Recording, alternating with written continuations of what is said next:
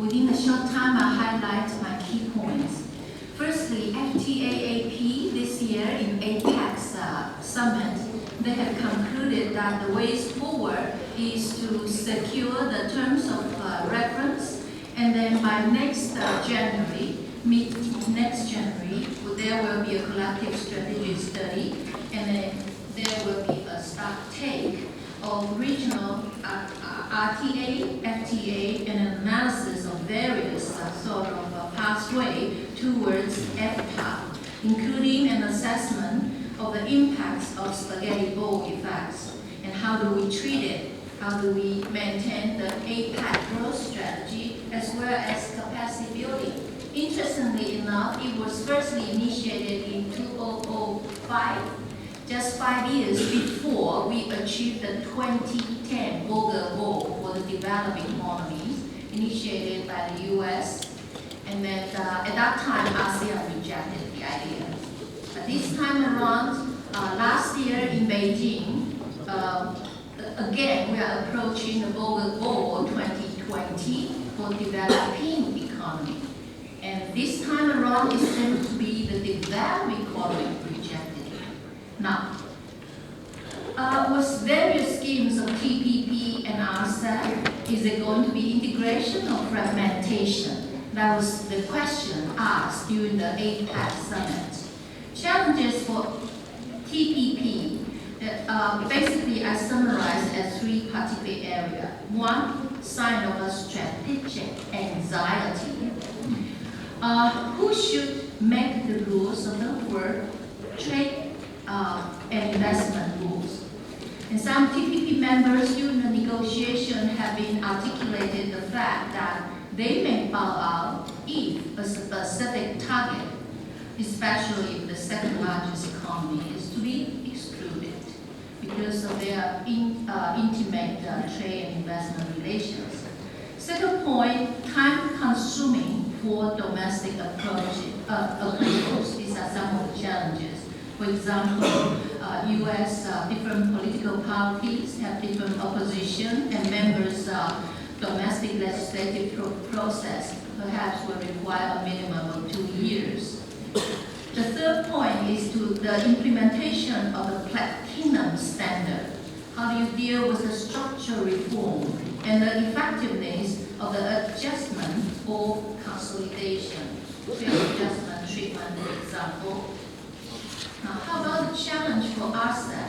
We also list out three key areas. One is a differentiated liberalization in trade and goods. Some have not yet been keeping in pace in terms of offering the width and depth of liberalization. How about the modality for gradual reduction? There have been 5 categories set up for immediate, 5-year, 10-year, 15 years, or 20-year span to liberalize a certain particular issue. And this is basically in line with APEC's initial idea about collective action plan and individual action plan.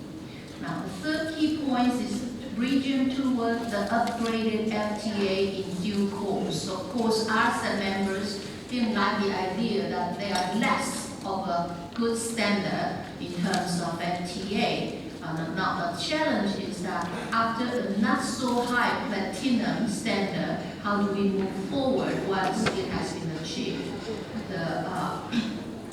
Next, I will talk a little bit about OBOR, the One Belt, One Road initiative.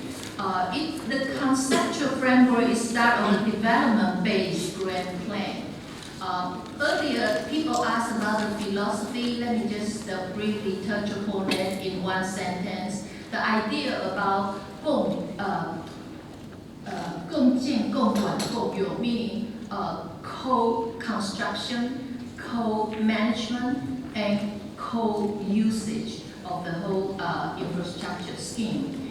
Now, to be backed up with a lot of funding, of course, we see the regional scheme of AIIB, and we discussed that quite a lot. I listed out a little bit about what I consider as game changers for OBO or AIIB.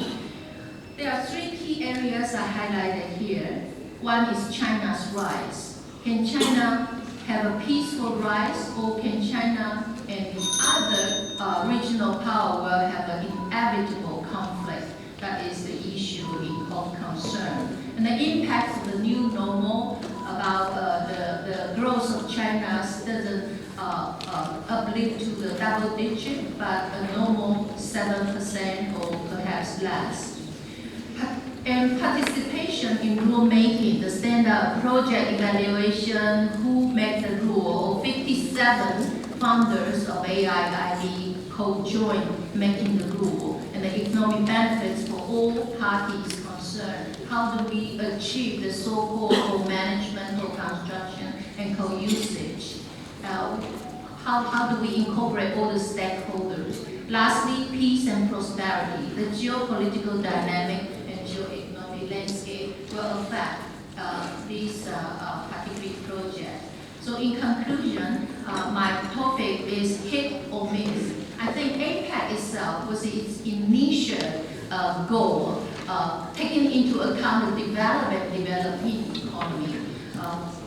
There are various pathways to do it. If APEC didn't fare in, so to speak, there won't be the proliferation of various schemes. But ultimately, we're dealing with people, decision makers, and people who have to implement it. So therefore, I think with all wines in a new bottle, we still have to deal with a very essential issue. How do we look at growth and development at the same time? Thank you. Thank you very much.